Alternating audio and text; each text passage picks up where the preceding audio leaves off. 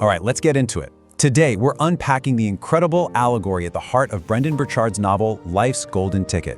Now, this is a story all about confronting your past to unlock a totally new future, and it's all set in this mysterious, almost magical amusement park, but it all kicks off in a moment of absolute crisis. And bam!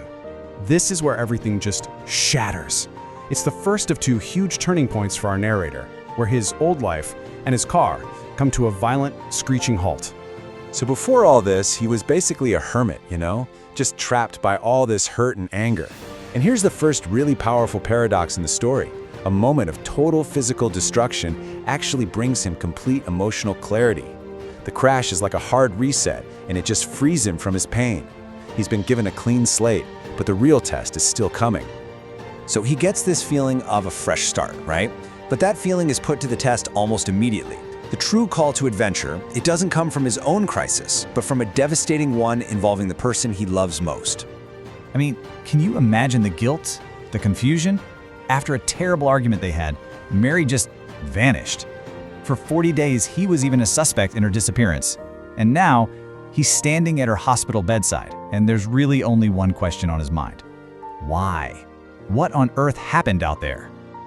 And just when he thinks things can't get any stranger, Mary whispers these cryptic words. She tells him she went to an abandoned amusement park, a place rumored to be haunted, because she heard miracles happen there. She was looking for a miracle for their broken relationship.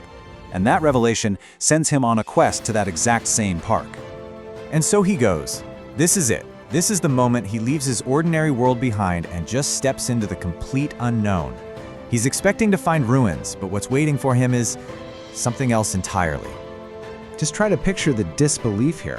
This place is supposed to be a total wasteland, but instead it's just pulsing with life. Lights, sounds, crowds of people, nothing makes any sense. He's so driven to figure out what happened to Mary that he walks toward the gate, where he finds out that getting in won't cost him money. Oh no, it's going to cost him something way more personal.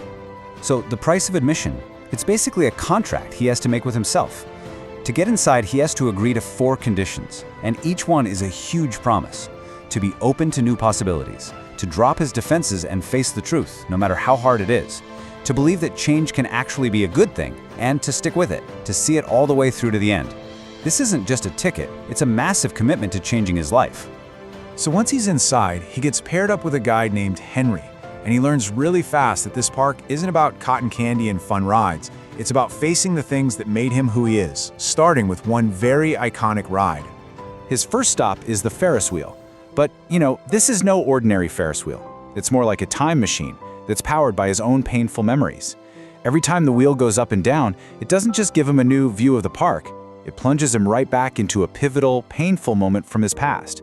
He's not just remembering these things, he's reliving them. And this is where the pattern of his suffering becomes crystal clear. At just 6 years old, he learns the world is a dangerous place. Then at 12, he watches his grandfather die and learns that the world is sad and just doesn't care. Fast forward to 16, and he learns the world is totally unfair. You stick your neck out for a friend and you're the one who gets punished. As an adult, he learns the world is unappreciative. And then finally with Mary, he learns that it's lonely. Each one of these memories just reinforces a negative belief he has about life. And this is the big takeaway right here. As his guide, Henry explains, these weren't just a few bad days. They became the defining themes of his entire life. And isn't that something we all kind of do? He has let a handful of moments write the entire story of who he is without even realizing it. So he's confronted the past. Now he's got to face the future. And the park's final challenge? It's not about looking back. It's about taking one absolutely terrifying step forward. And this really brings us to the big question at the heart of the climax.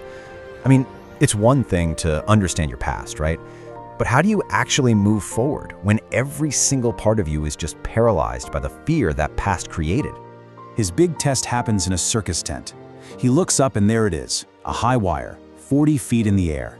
And instantly all those old themes, those old fears, they come screaming back. The world is dangerous. Don't stick your neck out. He's just frozen. This is the ultimate moment of truth. Is the past gonna win, or is he gonna choose a new future? His guide for this part, a wirewalker named Antonelli, gives him this simple but incredibly powerful instruction. The choice is crystal clear. Stay on this side with all your fear and your past, or take a step of faith toward the life you claim you want. He takes the step. By taking that step, he proved it. He was committed. He faced his past, and he walked straight through his fear. And now, and only now, is he finally ready to receive the park's ultimate gift, the real reason for this whole journey. So he's told that everyone who makes it through their journey at the park gets this envelope. And inside, well, inside is the secret to the whole thing. And here it is, the ticket, it's not some piece of paper. It's a realization. It's the understanding that every single one of us has the power to get a second chance. It's the permission we can give ourselves every single morning to leave yesterday's story behind and start a completely new one. It's not something you earn, it's something you were born with. And just like that, the park is gone. It vanishes behind him, turning back into the ruins it was supposed to be. But the magic isn't gone, because waiting for him is the very miracle he and Mary were looking for.